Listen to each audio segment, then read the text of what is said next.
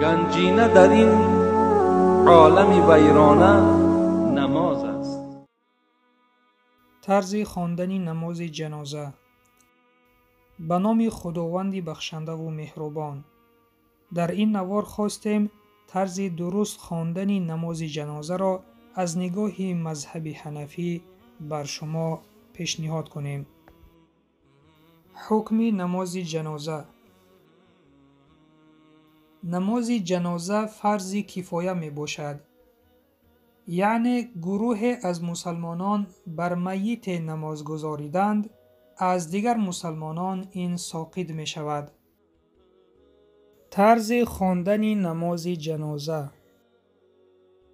نماز جنازه از 4 تکبیر عبارت می باشد که طرز خواندنش چنین است: بعد از آنی که میت را حاضر می کنند، سر میت در طرف دست راست امام باید گذاشته شود.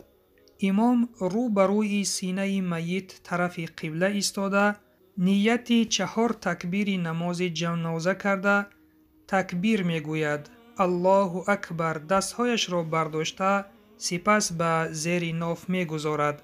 بعد از تکبیر یکم ثنا را می خواند و این چنین مقتدی ها نیز ثنا را می خوانند. سبحانك اللهم وبحمدك وتبارك اسمك وتعالى جدك ولا اله غيرك. بعد از آن امام تکبیر می گوید الله اکبر. بعد از آن صلوات ها را می خواند. مقتدی ها نیز صلوات ها را می خوانند. در تکبیرهای دوم، سیوم و چهارم دستها برداشته نمی شوند. اللهم صل على محمد وعلى آل محمد كما صليت على إبراهيم وعلى آل إبراهيم إنك حميد مجيد. اللهم بارك على محمد وعلى آل محمد كما باركت على إبراهيم وعلى آل إبراهيم إنك حميد مجيد. بعد از آن امام تکبیر می گوید الله اکبر. بعد از آن دعای جنازه را می خوانند. اللهم اغفر لحينا وميتنا وشاهدنا وغائبنا وصغيرنا وكبيرنا وذكرنا وأنثانا.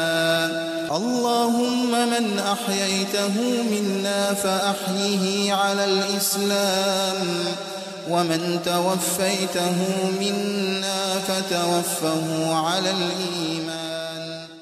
این دعا برای شخصانی کلانسال است.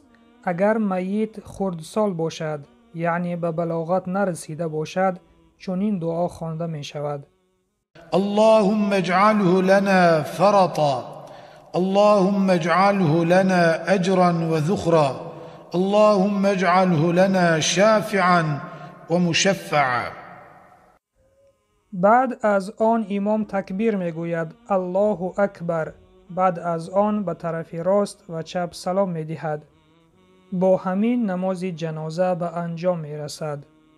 خاطر رسان می کنیم که در مذهب ما، مذهب حنفی، سوره فاتحه در نماز جنازه خوانده نمی شود و همه آن تکبیرها، دعا و صلوات هایی که امام می خواند، مقتدی ها نیز باید آنها را بخوانند.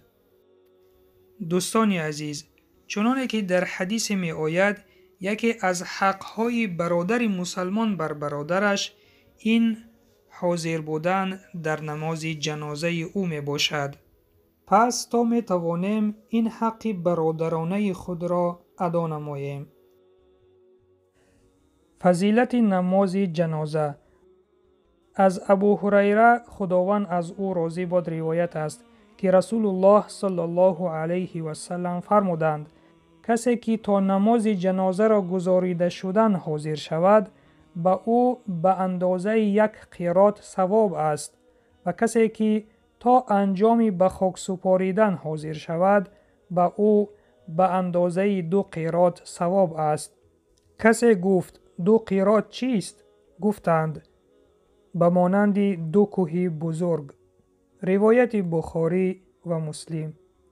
پس دوستان عزیز، با اشتراک کردن در جنازه و به خاک سپاریدن برادر مسلمان خود صاحب چنین ثواب بسیار می گردیم. پس با قدر امکان در جنازه برادران و خواهران مسلمان خود حاضر شویم و سلام بر آن شخصانی که راه هدایت را پیشه گرفتند.